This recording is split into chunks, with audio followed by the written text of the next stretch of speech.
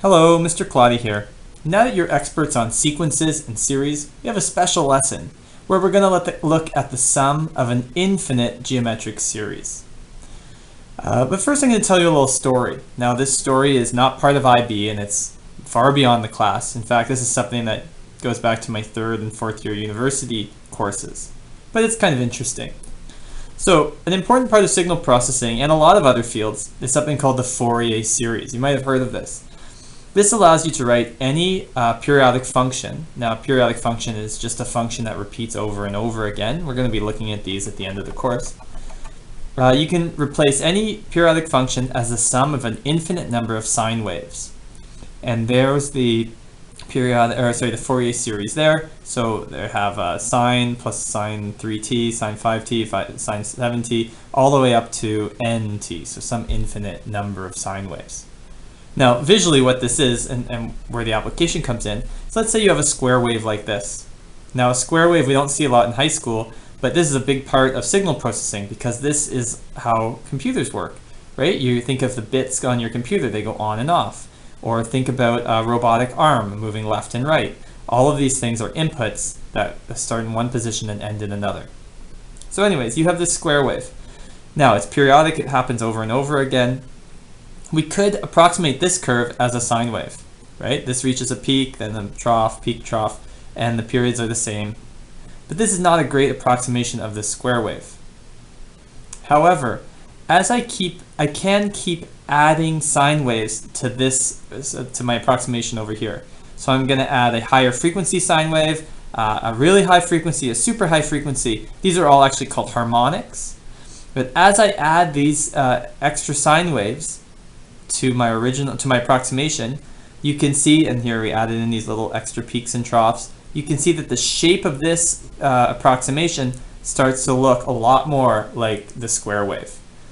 If you had an infinite number of these sine waves, you would have if you had an infinite number of sine waves, you would then have actually made a perfect approximation of the square wave. This is called the Fourier series.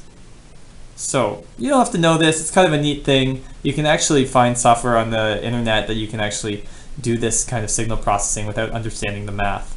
But what's an important fact about this, the reason I tell you the story, is this idea of adding up an infinite number of terms or an infinite number of functions. It's something that extends way beyond what we're going to be doing in high school. So the idea of adding a lot of functions up, an infinite series, comes back in your future math courses. It'll give you nightmares for sure. But fortunately, at the high school level, we're almost always concerned just with finding the sums of a finite series. Right? Think about the last few lessons. We were always finding, this is geometric series, we were finding the sum of all of the terms in this series, but it was finite. It had an end value. And the thing about the finite series, and what's great about our high school math, is that I could give you any series, and if you had a calculator, well, at the very least, you could just, by brute force, add up all the numbers and find what the sum is. So, case in point, let's look at these two series here.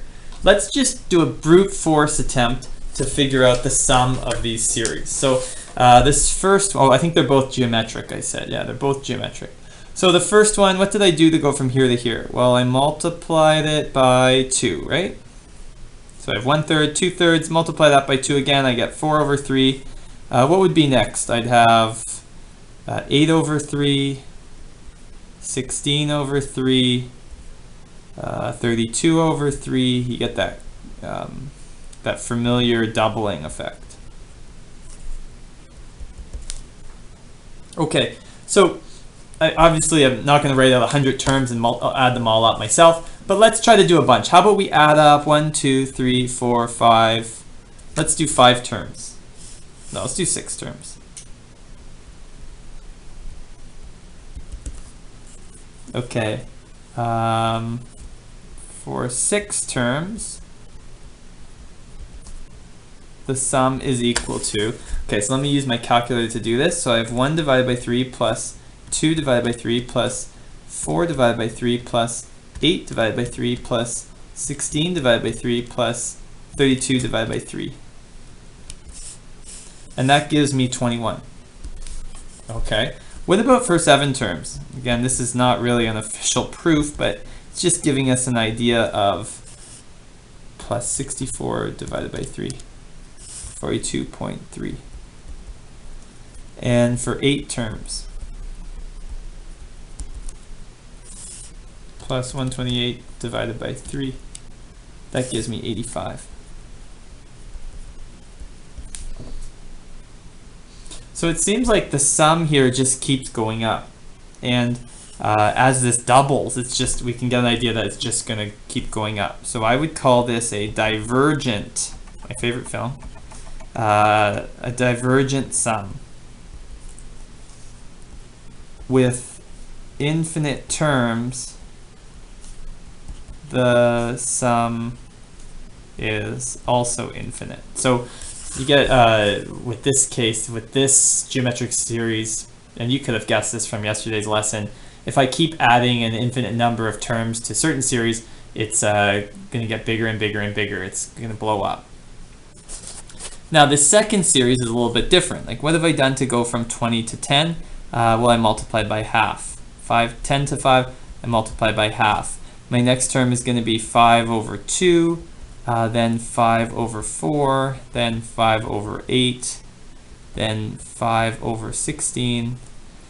1, 2, 3, 4, 5, 6, 7. I'll do one more, 5 over 32. So let's do this again for 6 terms, for 7 terms, for 8 terms.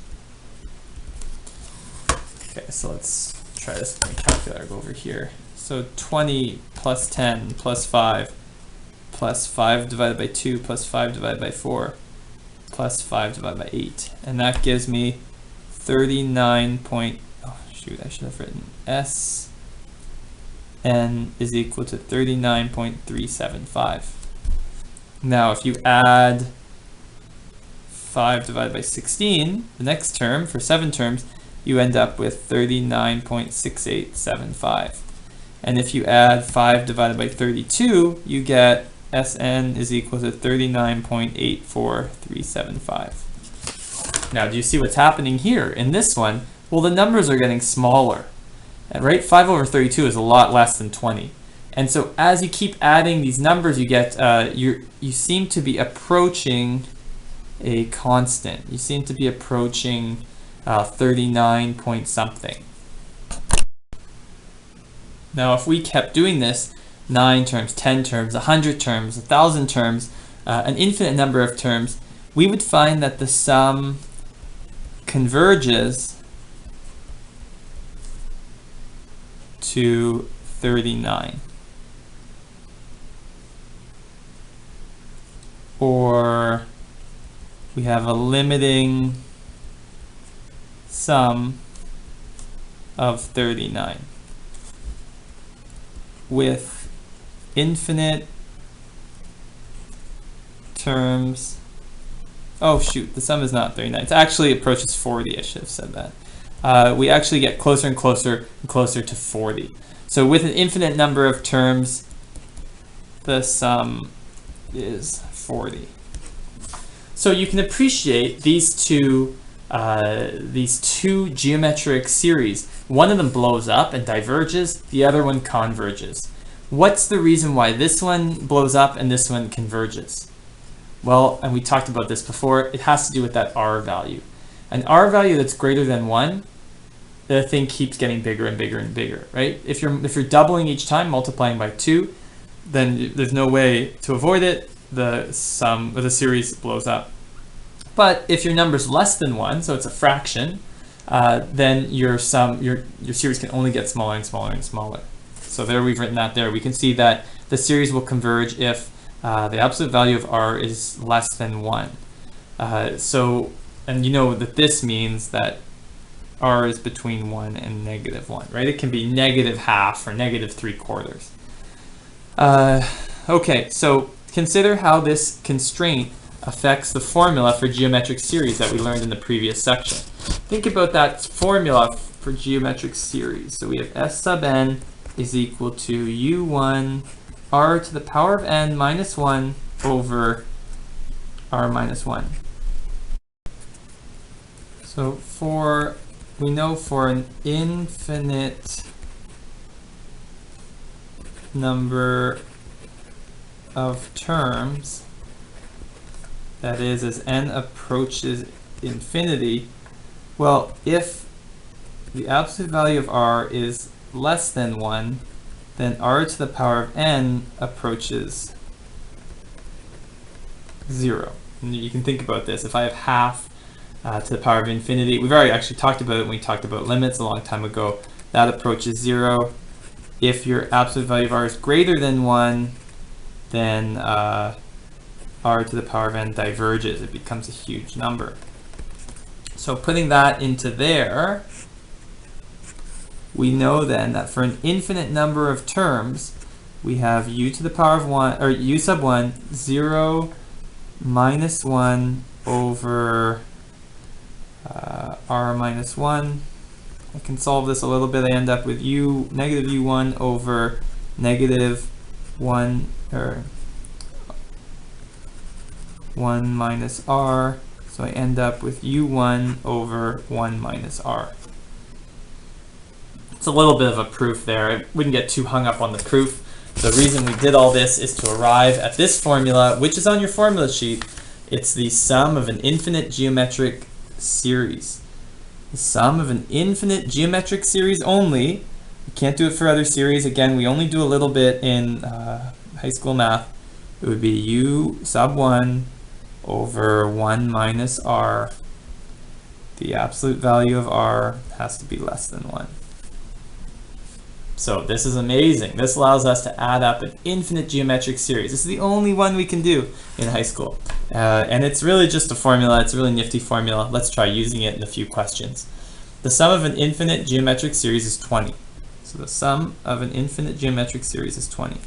The common ratio is 0.2. Find the first term. Okay, well, it's a little less exciting than the Fourier series. You just sub in some numbers. So I get 20 times 0.8 is equal to u1, 16. Not super exciting. Let's do a more exciting question. Find the sum. Oh, here's a sum. Neat. So this is a geometric. Can I write this? This is a geometric series. If you remember the formula, this would be u1, this would be r. So, and then we're adding up from 1 to infinity. Oh, so I can actually do this sum because, well, for a geometric series, I can actually add up all of the terms to infinity if it's a geometric series where the r value is less than 1, which it is, right? This is a fraction. So let me sub in my values into my formula. I have negative 2 is my u value, my first value, and I have 1 minus negative 3. So I end up with negative 2, I have 1 plus 1/3, so that's 4 over 3. That gives me negative 2 times 3 over 4. That gives me negative 3 over 2. So this expression, this summation, I can actually write it as negative 3 over 2. Okay, and this is not so much a hard example, but kind of a cool example. Write the number 0.7 repeating as an infinite geometric series, and then find the sum. Okay, so you guys know this. You saw this a long time ago, probably. 0.7 with a bar over it. Well, that's really a nice way of writing 0.7, 0.7, 0.7, 0.7, 0.7 repeating. And so what we're going to do today is we're going to say, okay, well, instead of writing this as 0.77777, can we write this as an infinite geometric series? So that would be, okay, well, 0.7 is actually 7 over 10. Then the next number is 7 over 100. then the next decimal place is 7 over 1,000 plus dot dot dot. Now, that's some sort of series. Well, let's look. The R value is 1 over 10, right? I'm multiplying by 10. 1 over 10, sorry. So this is a geometric series.